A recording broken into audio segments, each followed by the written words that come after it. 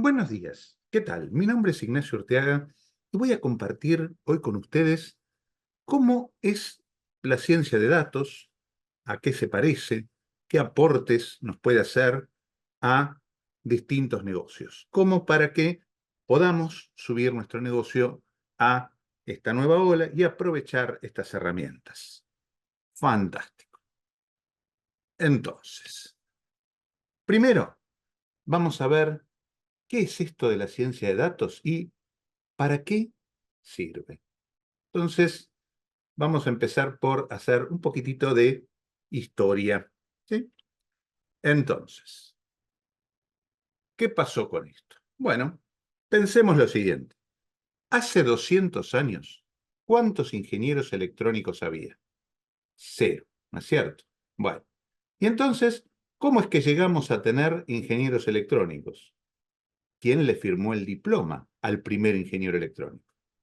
Claramente no fue otro ingeniero electrónico, porque estamos hablando del primero, sino que seguramente habrá sido un ingeniero eléctrico, un ingeniero industrial, un físico, un matemático, alguien que de algún modo estaba en una disciplina cercana.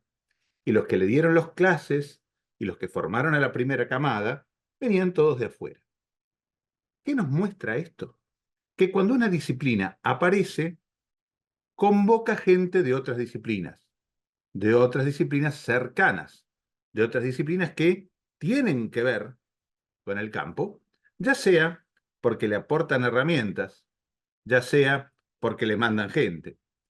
Una disciplina que arranca tiene dos características. Primero, es receptiva respecto de que lleguen gente de otras profesiones. Segundo, es caótica porque los conceptos tardan en definirse. Nos acordamos que en la facultad nos formatearon la cabecita para pensar de alguna manera. Esa era la manera correcta de hacer las cosas.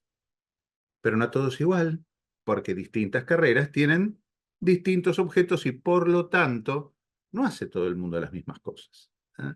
Bueno, entonces, cuando se juntan muchas personas que vienen con la cabeza distintamente formateada, hay un poco de caos y se tardan un par de generaciones hasta que los conceptos se vuelven universalmente aceptados.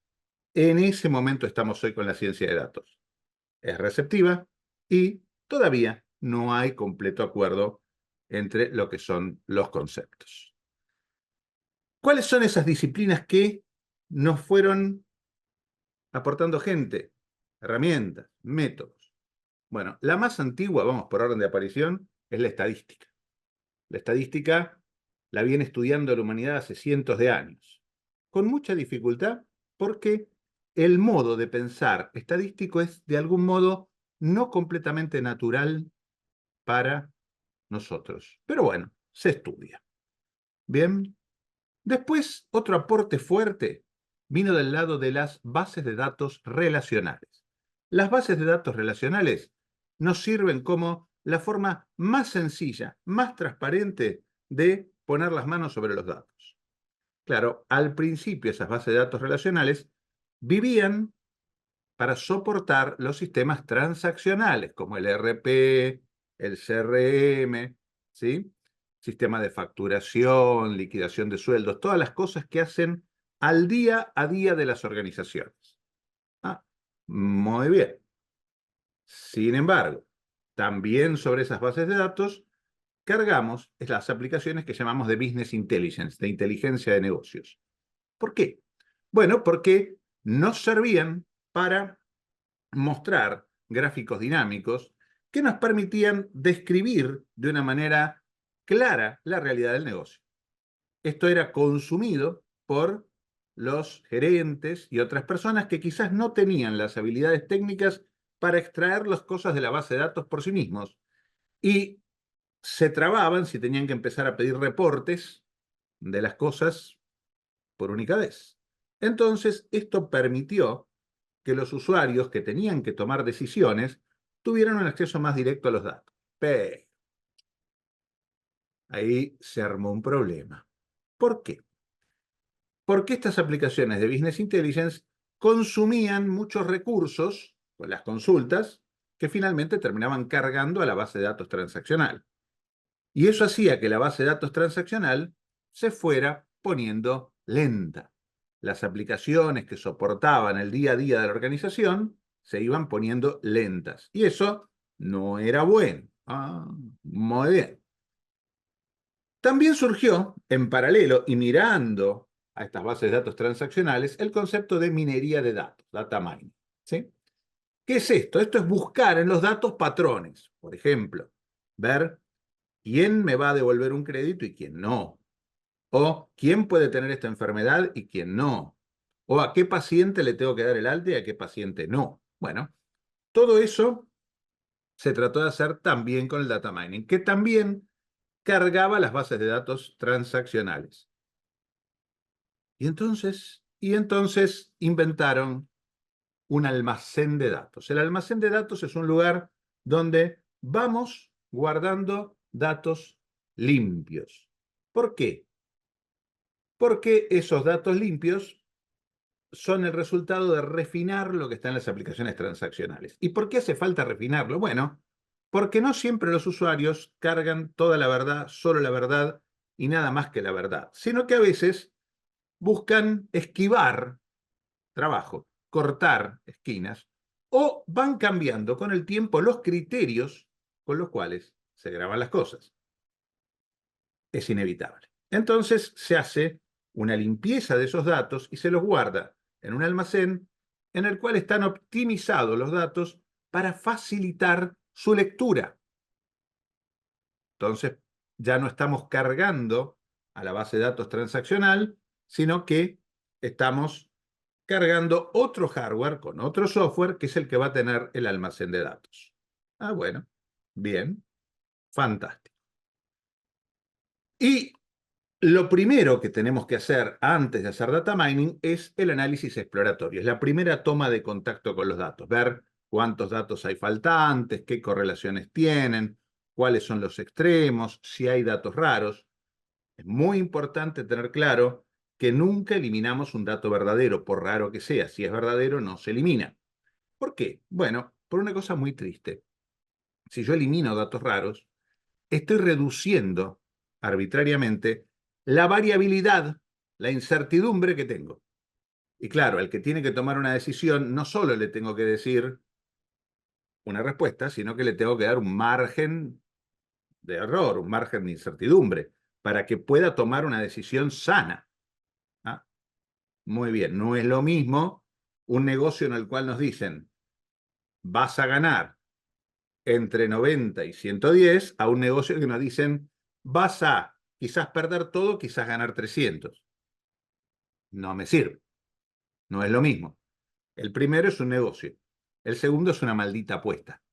Y si a alguien le decimos que algo es un negocio y era una maldita apuesta, va a tener pleno derecho a sentirse estafado. Por lo cual, no deberíamos jamás ocultar la incertidumbre o reducirla artificialmente, que nos lleva a ocultarla. Muy bien, estas tres cosas que tenemos por acá, el almacén de datos, el análisis exploratorio y la minería de datos, los condensaron en un solo concepto que se llamó Analytics.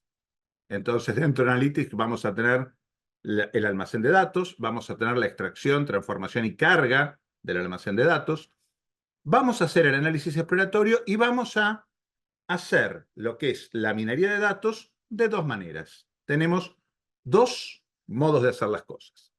Uno se llama aprendizaje automático, en inglés decimos machine learning, y otro se llama inteligencia artificial. Y ustedes quizás se están preguntando, ¿cuál es la diferencia entre el aprendizaje automático y la inteligencia artificial? Bueno, vamos con cuidado en esto. Yo les dije que no todo el mundo está de acuerdo en cómo se definen los conceptos. Yo les voy a contar cuál es la visión que me resulta más atractiva, ¿sí? Y tiene que ver con lo que pasa con nuestra cabecita humana. Si seguimos el pensamiento de Daniel Kahneman, fallecido hace poco, un psicólogo que fue premio Nobel de Economía, había propuesto que tenemos dos modos de trabajar en la cabeza.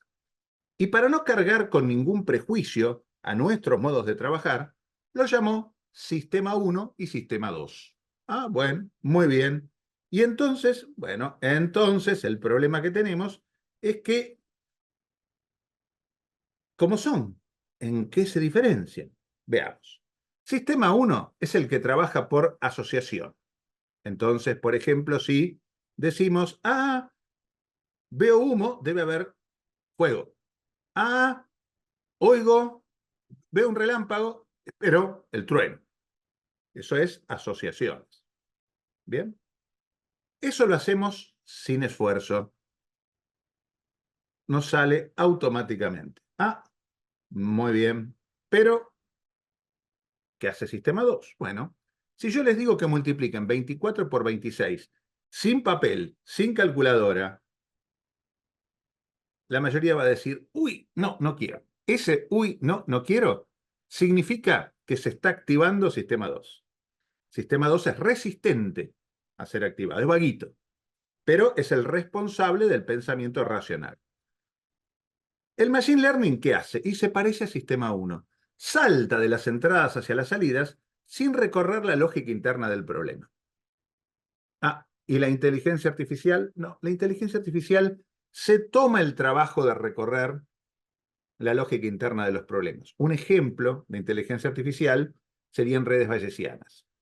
Llamamos inteligencias artificiales a cosas que en el principio eran machine learning, pero después fueron incorporando pasos de control interno y entonces ahora sí, recorren la lógica de los problemas.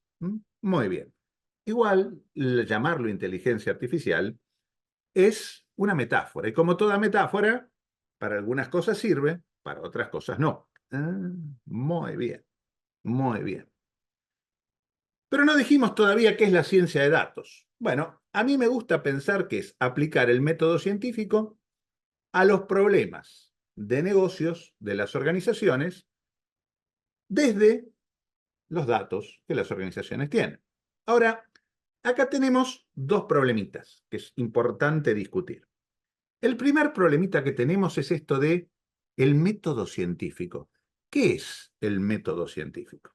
¿Sí? ¿Por qué? Porque en general hemos estado expuestos a lo que podríamos llamar la ciencia disfrazada de tratado, o si lo prefieren decir de una manera un poco más seria, sería la ciencia en su contexto de justificación. Pero eso no es toda la ciencia. Ni siquiera es la parte más importante, más divertida y más relevante para lo que vamos a ver que es la ciencia de datos. La otra parte de la ciencia es la ciencia en su contexto de descubrimiento, o sea, lo que pasa cuando abrimos la puerta y nos asomamos al laboratorio, que a eso se va a parecer nuestro trabajo como científico de datos. ¿Por qué? Porque en el laboratorio están investigando lo desconocido. Investigar lo conocido, ya sabemos, se llama plagio, no es ciencia, nada que ver. Ah, bueno, muy bien. Entonces, como están investigando lo desconocido, lo que pasa es que, claro, hay dudas, no están seguros, hay un gran turismo de la duda. Ah, bueno, muy bien. Cuando estemos haciendo ciencia de datos, vamos a estar tratando de encontrar algo. Ahora bien, con mucho cuidado. ¿Por qué? Porque cuando uno hace, no sé, aritmética, geometría, álgebra, la corrección formal de los pasos garantiza el resultado final. Eso acá no pasa. Es algo mucho más artesanal lo que hacemos. Ah, bueno, ¿y entonces? Y entonces tenemos un problema. A mí me gusta decir que es el resultado final el que de algún modo justifica los pasos anteriores. O si ustedes lo quieren decir con una metáfora, el oro está ahí donde lo encuentra la punta de la pala y no en otro lugar. Pero solo cuando lo encontré, estoy seguro que busqué en el lugar correcto. Antes puedo tener indicios, pero no certezas. Y el otro tema que puede causar escozor es este asunto de problemas de negocios. Porque alguien puede tener el prejuicio de que decir, bueno, a ver, la salud no es un negocio, o la educación no es un negocio. Bueno, digamos. Lo que yo estoy queriendo acá decir es que se aplica a los problemas de las organizaciones que necesitan, que persiguen, que son juzgadas por la eficiencia y la eficacia. Ah, si yo dirijo un hospital público, tengo que ser eficaz, sí, tengo que curar a la gente, si no, no sirve. Y tengo que ser eficiente, y sí, con el presupuesto que me den, tengo que hacer lo mejor posible. Entonces, en la salud se aplica la eficacia y la eficiencia. Y en el gobierno, también. Y no por eso el gobierno es un negocio. Ah. Y en la educación, también. Y en una empresa mercantil, también. Para ganar plata de manera eficiente, ganar la mayor cantidad de plata posible. Muy bien. Entonces tenemos dos tipos de actividades humanas. Las que están regidas por la eficacia y la eficiencia y las que no. ¿Y cuáles son las? Bueno, por ejemplo, el ocio personal. Si yo estoy viendo una película, no me gusta, la corto y me dicen, no, eso es ineficaz. ¿Qué me importa? Es ineficiente. ¿Qué me importa? No la quiero ver. Punto. Se acabó. Entonces, tenemos el ocio y las cosas que no son como el ocio. Las que están regidas por la eficacia y la eficiencia. Pero claro, casi me quedo sin aire si repito eso muy seguido. Entonces lo que digo es, bueno, tengo el ocio y lo que es la negación del ocio. Y la negación del ocio la comprimo y me queda negocio. ¿Ah? Muy bien, muy bien. Entonces, en ese sentido, es aplicar el método científico para resolver los problemas de las organizaciones que están regidas por la eficacia y la eficiencia desde los datos que tienen almacenados. Ah, bueno, me gusta esa definición. Ahora bien, ¿por qué pensamos que esto es relevante? Bueno, fíjense en ustedes lo que ha venido pasando. Hace 60 años, las computadoras existían, sí, eran pocas, carísimas, se ganaba muchísimo si uno las sabía usar, ¿sí? Hoy prácticamente no hay un trabajo que no incorpore una computadora. El silicio se ha quedado pegoteado a montones de actividades humanas. Oh, bueno, muy bien. Claro, como los datos eran escasos, difíciles de encontrar, ¿sí? Entonces muchas veces se iba por decisiones de negocios intuitivas. Ah, con esto vamos a vender. Y a veces salía bien y a veces salía mal. Hoy hay mucho más datos disponibles, casi demasiados datos disponibles, y entonces se pueden tomar decisiones que se apoyen en esos datos. Con lo cual, podemos tomar mejores decisiones. Y eso es como que le sube la vara a todo el mercado. ¿Ah? Bien. Nos encontramos con que las inteligencias artificiales que hoy tenemos en la punta de los dedos, en el celular, en cualquier lado, ¿sí? Eran inaccesibles hace 5 años, 10 años. Y ahora están por todos lados. Bueno, y cada vez, así como las computadoras se universalizaron, lo mismo va a pasar con las decisiones basadas en datos y con las inteligencias artificiales. Va a terminar habiendo que no haya un trabajo que no esté tocado, afectado, impactado por alguna de estas inteligencias artificiales. Y muy bien, nos va a hacer a todos más productivos, va a ser todo mucho más fácil para conseguir información, para ilustrar temas, para organizar búsquedas, para escribir una bibliografía. Se pueden usar para tantas cosas que antes daban un trabajo terrible y a veces poco fructífero. Bueno, muy bien, tendremos esto. Entonces, como todo esto, de algún modo, o nos empodera para hacer ciencia de datos y nos ayuda en todas las profesiones y nos va a ayudar más, bueno, esto es lo que marca que este tema lo ignoramos solo corriendo un gran riesgo. ¿Por qué? Y porque lo que no hagamos nosotros lo va a hacer la competencia y nos va a marcar con eso una ventaja competitiva. No nos lo podemos permitir. Muy bien. Y entonces, bueno, repasemos algunas aplicaciones, ¿sí? Cosas que he visto pasar y que nos pueden dar una idea de por qué esa relevancia. Que hoy es grande y mañana va a ser brutal.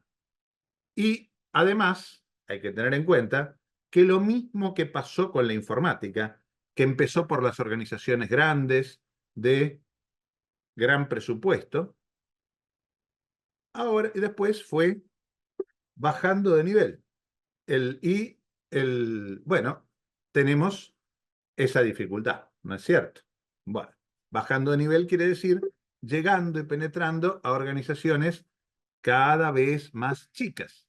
Ah, muy bien, muy bien. Entonces, ¿qué pasa? Bueno, veamos qué cosas se pueden hacer.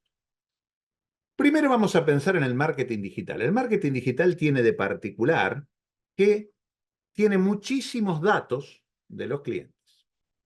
Imaginemos por un momento que somos un concesionario de autos y que podemos ofrecerle a la gente una experiencia de probar un auto con la idea de que se entusiasmen y lo compren. Bueno, le puedo ofrecer de probar un Mercedes-Benz, que tiene para mí una alta contribución, o le puedo ofrecer de probar, no sé, un Renault Clio, que tiene una moderada contribución. Gano mucho menos. Ah, bueno, muy bien. Y entonces, ¿qué pasa? Si yo le ofrezco el Mercedes-Benz y después no lo pueden comprar, y bueno, estoy en el horno, porque hice el gasto y no tengo retorno. Si yo le ofrezco el Clio y lo compran, pero hubieran podido comprar el Mercedes-Benz, también me embró. Entonces, de algún modo, tengo que segmentar a mis clientes. ¿Sí? A algunos les voy a ofrecer uno, a otros lo otro, tratando de maximizar la contribución. Ajá. Bueno, eso en marketing se llama segmentar a los clientes. Uno puede hacer una segmentación unidimensional. Puede ser por la edad, puede ser por el ingreso. Y bueno, algunos jóvenes podrían haberme comprado el Mercedes-Benz, pero yo los segmenté por edad y les ofrecí el Clio. Y solo a los adultos el Mercedes-Benz. Y algunos adultos solo hubieran podido comprar el Clio. Entonces, la gente de marketing, que no es onza, agarró y dice, bueno, hagamos una segmentación por dos parámetros. Tengo los jóvenes, ABC1, capaz que les ofrezco el Mercedes-Benz. Los adultos, ABC1, capaz que les ofrezco el Mercedes-Benz. Los jóvenes, C2, C3, D y E, capaz que no les ofrezco nada. Y a los adultos estos les ofrezco el Clio. Y bueno, vemos qué pasa. Pero a veces tenemos muchos datos. Y entonces podría ser que alguien, no sé, tuviera ganas de trabajar de un remisero de alta gama. Y entonces le vale la pena el Mercedes-Benz. ¿Ah? Bueno, ¿ven? Entonces hay como más dimensiones a tener en cuenta. Claro, para tener en cuenta las muchas dimensiones, ¿sí? Necesitamos un algoritmo de segmentación avanzada. Ese algoritmo va a tener en cuenta a todas las dimensiones a la vez y va a permitir que se hagan todas las combinaciones necesarias. Veamos cómo se hace esto, ¿sí? Con las técnicas que conocemos como agrupamiento. Camedias, por ejemplo, es uno de ellos. ¿Qué hace? Reconoce dentro de mi universo cuáles son los grumos, las cosas que son parecidas entre ellas, pero distintas de otras cosas que son parecidas entre ellas. Acá tenemos estas cuatro conjuntos de puntos, cada circulito es un puntito, es un caso, sería un cliente, y tenemos dos atributos, el valor de X y el valor de Y. Podría ser la edad y el ingreso. Entonces me reconoce que tengo estos cuatro conjuntos naturales en los cuales puedo partir el universo. De manera que todos los verdes son parecidos entre ellos y todos los azules son parecidos entre ellos. Bueno, muy bien. Así viene esto del agrupamiento. Muy interesante cómo se hace.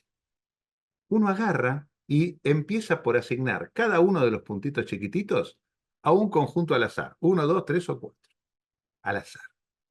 Claro, está todo mezclado. Entonces, agarramos y calculamos cuál es el centroide, o sea, el punto promedio, de cada uno de esos conjuntos que hice al azar. Y bueno, tendré 4 puntos. Luego calculo la distancia de cada uno de estos puntitos negros al centroide, a los 4 centroides. Y lo reasigno al centroide más cercano. ¿Y ahora qué pasa? Y bueno, cuando reasigné los puntos, me cambian los centroides. Recalculo las distancias y así. Vamos haciendo esto varias veces. En realidad lo hace una librería, gracias a Dios, no tenemos que hacer la cuenta nosotros, pero se puede hacer.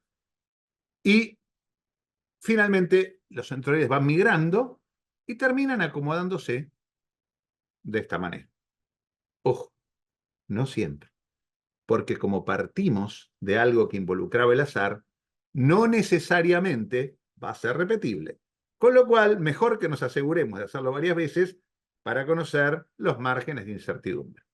Una vez que tenemos esto partido, lo que hacemos es, a cada conjunto le tomamos una muestra aleatoria, o 2 muestras aleatorias, a una muestra aleatoria le ofrecemos el Clio, a la otra le ofrecemos el Mercedes-Benz y vemos si entre los verdes gané más plata con la muestra en la cual ofrecí el Clio o gané más plata en la muestra en la cual le ofrecí el Mercedes-Benz. Y eso me dice que los verdes son, por ejemplo, para el Clio. Los negros son para el Mercedes-Benz, los rojos son para el Clio, los azules son para el Clio. De esa manera tengo mi segmentación multidimensional. Obviamente, para ver esto, de cuál conviene más, vamos a tener que recurrir a otra herramienta muy potente que se llama el test de hipótesis. Perfecto. Muy bien, así trabaja el agrupamiento. También podemos hablar de lo que es mantenimiento predictivo. ¿Qué hacemos nosotros? Y lo que hacemos es un mantenimiento preventivo, periódico, llevando al coche a hacer cambio de aceite y filtro cada 10.000 kilómetros. ¿Sí? Y lo dice, bueno, cada 10.000 kilómetros. Ahora, cuanto más complejas son las máquinas y más caro es ese mantenimiento, más problemas podemos tener.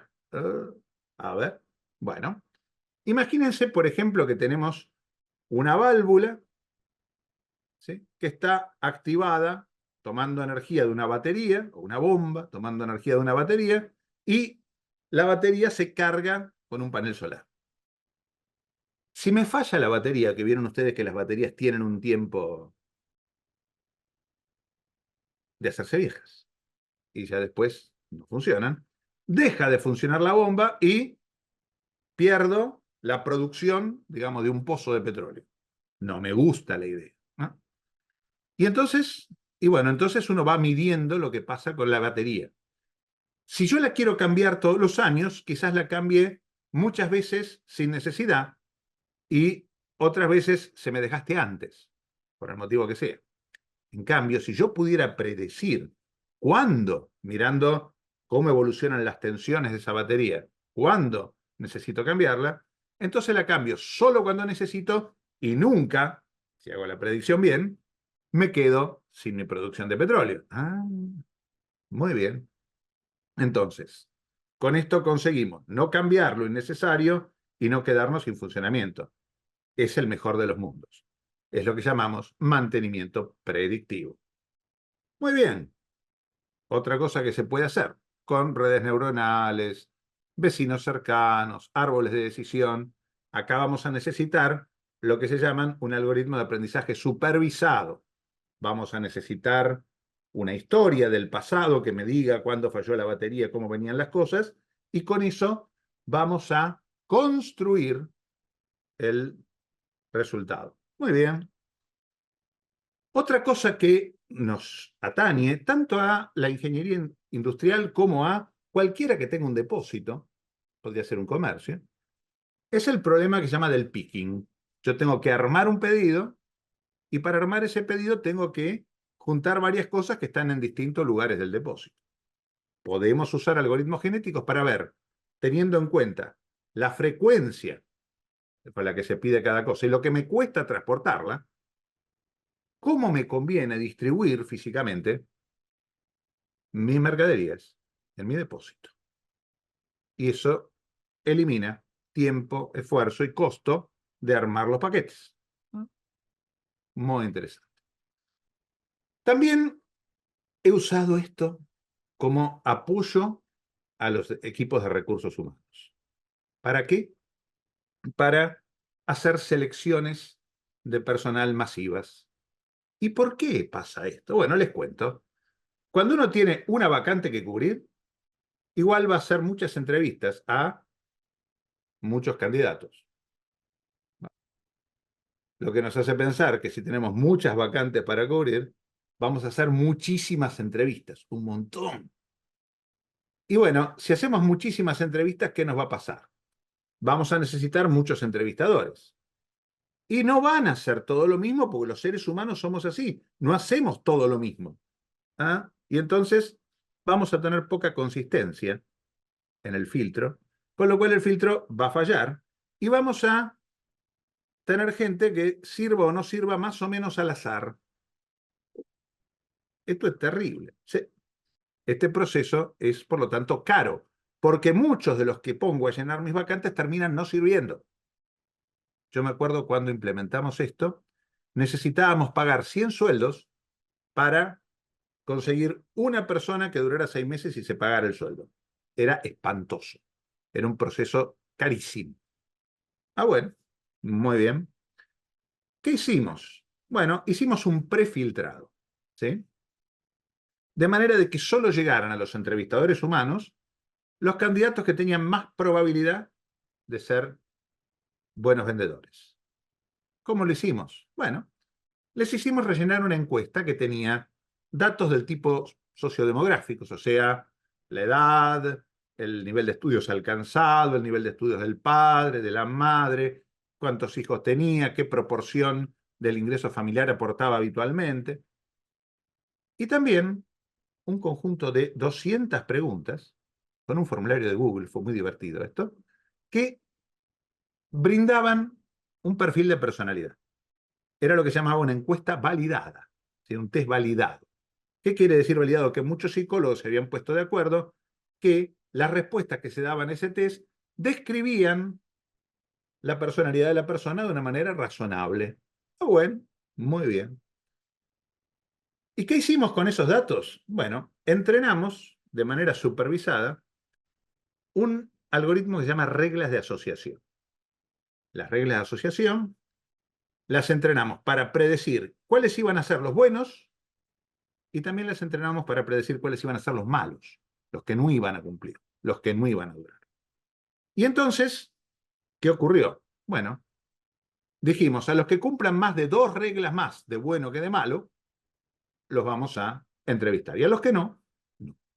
Bueno, con eso conseguimos bajar de 100 a 70 el costo de conseguir uno bueno. La verdad, el ahorro fue suficiente para dar vuelta el resultado económico de la compañía. Estaba en pérdida y a partir de eso dejó de estar en pérdida. Lo cual, como ustedes imaginan, resultó muy importante. Muy bien. Lo he visto esto usar en otras aplicaciones. Por ejemplo, interpretación de imágenes. Las computadoras pueden ver detalles que nosotros no vemos, pueden reconocer patrones que son difíciles para un humano. Lo he usado para triage telefónico, ¿sí? Esto es para, en base al discurso de una persona que llama para pedir auxilio médico, decidir si es una cosa urgente o no. Y también lo he visto usar para hacer diagnósticos predictivos. También lo he visto usar para predecir cuándo hay que dar el alta a un determinado paciente. ¿Bien? Fantástico. En finanzas uno lo puede usar para predecir mora. ¿Qué persona se va a atrasar en el pago? Ah, muy bien. Y también lo podemos usar para lo que es detección de fraudes, para ver qué operación que me están proponiendo tiene sospecha de fraude. En el transporte, una cosa para la cual se puede usar es para optimizar la carga de un camión, por ejemplo. ¿En qué orden me conviene cargar mercaderías que tengo que ir entregando? Y después, ¿en qué orden me conviene recorrer la ruta? Ah, muy bien. Eso también se puede hacer con herramientas de ciencia de datos. Como ustedes están viendo, no hay prácticamente un rincón en el alma que no se puede usar. Lo he usado para predecir la deserción de estudiantes, de todo. Bien. ¿Y a quién le sirve todo esto? Bueno, tenemos dos tipos de interesados. Unos que ya tienen una profesión, qué sé yo, son auditores y quieren usar la ciencia de datos para encontrar cuáles son los casos donde tienen más probabilidad de encontrar una no conformidad. ¿Por qué? Y porque de esa manera son mejores auditores, se les van a escapar menos cosas. Muy bien. Entonces, incorporan nuevas herramientas, con lo cual pueden mejorar su eficiencia y separarse, ¿sí? Obtener una ventaja competitiva respecto de otros profesionales del mismo ramo. ¿Ah? Muy bien. Pero también, como este es un tema receptivo, es posible que con alguna iniciación en lo que estamos haciendo, bueno, consiga incorporarse a este campo, que hoy por hoy se paga bien y se consigue trabajo. ¿Ah? Bien, es un tema receptivo. Y a mí me gusta decir que uno entra a veces por la puerta, a veces por la ventana. La forma más simple para alguien que no tiene formación en IT de ser aceptado como científico de datos es ir incorporando a su tarea habitual herramientas de ciencia de datos, que la organización se acostumbre a que él hace eso, que eso sirve, y en eso él tiene una ventaja porque conoce bien los datos. Un científico de datos que venga de afuera la va a tener más complicada hasta que domina y entiende qué hay detrás de cada dato de esa organización. De esa manera uno se puede ir corriendo lateralmente hacia una posición de ciencia de datos, aunque no esté, aunque no venga, aunque no tenga trayectoria dentro del área de IT. ¿Y qué hace falta saber para empezar esto? Bueno, en la propuesta nuestra lo que necesitan es ganas de aprender cosas nuevas. ¿Por qué? Porque tenemos un arranque flexible. Esto es, a la persona que no sabe estadística se la contamos, pero sin obligarlo al que ya la sabe a verla de vuelta. Ah, y eso lo hacemos con estadística, lo hacemos con bases de datos relacionales, lo hacemos con la programación lógica, que es imprescindible para que el que no programa aprenda primero a programar y después aprenda un lenguaje de programación. Bien. Hasta llegamos a contarles GitHub para que aprendan a armar un portafolio de soluciones en la nube que pueda ver un empleador en perspectiva, y les enseñamos también Power BI para que puedan hacer presentaciones de impacto, lo cual puede llegar a ser muy importante en el futuro profesional. Entonces, ¿qué formaciones tenemos? Bueno, tenemos ciencia de datos, que puede ser con R o con R y Python. Tenemos Data Analytics con R y Python. Tenemos Machine Learning, que puede ser con R, con Python o con los dos. Tenemos inteligencia artificial, que normalmente la damos con Python. Y tenemos un curso de Python que está orientado a la ciencia de datos. Y estamos arrancando con un curso de ingeniería de datos. Cada uno de estos cursos tiene un perfil distinto, comparten algunas cosas, otras no, son específicas. Por ejemplo, en la inteligencia artificial van a ver los grandes modelos de lenguaje, van a ver deep learning, van a ver cómo ven las computadoras, lo que se llama computer vision, ¿sí? Todo un montón de cosas que les van a ayudar un montón para aplicar a muchas organizaciones distintas. Todas nuestras formaciones son a través de Internet, o sea, no hace falta desplazarse.